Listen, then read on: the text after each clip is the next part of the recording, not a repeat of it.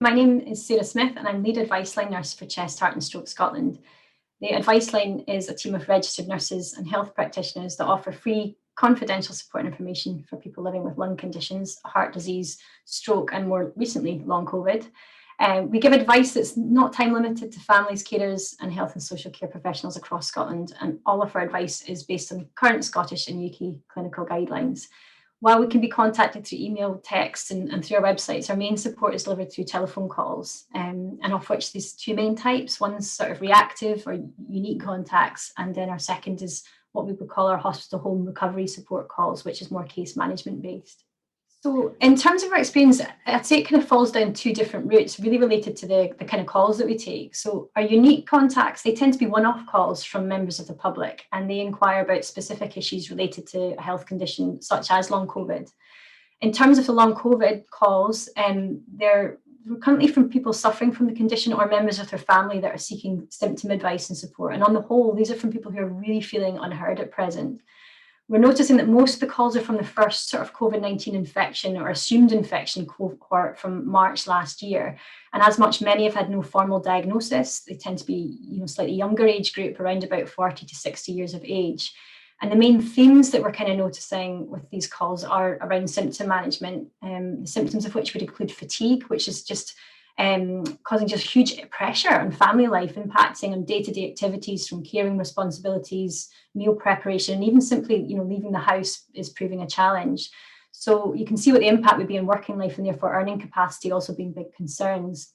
Other symptoms would include breathlessness, and that can be an issue on minimal exertion. Gastric symptoms are also raised, and these can cause substantial weight loss, and for which our understanding is that clinic wait times for investigation are about 12 months plus.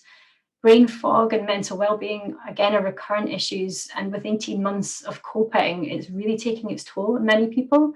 Another kind of sort of symptoms that we notice is palpitations and sort of chest pain that have a huge impact on day-to-day activities, which also understandably create a lot of anxiety for individuals experiencing them. The other things that I'd probably say we notice are around vocational support, as there's many individuals that have been off work for long periods of time. Employers seem to be, on the whole, really supportive, but many people are just needing assistance and guidance with phasing back into work. Another consideration is the role of the carer who's contracted long COVID, because that can cause many issues within the household. And we're noticing that probably our signposting to financial and mental health organisations is high. But I would still say on the most prevalent theme that probably comes within every call that we receive is that many of the callers are just needing encouragement and guidance to potentially revisit some symptoms or all the symptoms with their GP. So we tend to give them support on how to have the conversation to best convey their issues succinctly. So that's the kind of reactive calls, and they tend to be quite long calls. We're not time limited, so they can be about sort of up to about 45 minutes or so on occasion to hopefully address and just give the support that individuals are needing.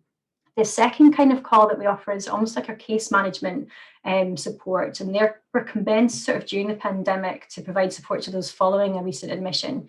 So presently we've got regionalised agreements in place where NHS clinical staff refer patients to us for support, and we're hoping to be able to offer this service to more health boards in future and across a greater range of conditions. So this service offers structured calls from a health professional having the time to actively listen. And we contact these individuals at agreed time once a week or every other week by telephone and offer a variety of individualised support ranging from condition education, symptom management, pacing support, emotional wellbeing support to signposting to other relevant agencies. And we can support these individuals for up to about 12 weeks. And while we'll cover many of the same topics as we do in our reactive calls, we would follow these people for a period of time. And this allows us to reflect on progress, review goals and understanding, and really just identify changing support needs. In essence, it offers more of a structured approach with goal setting and progress review.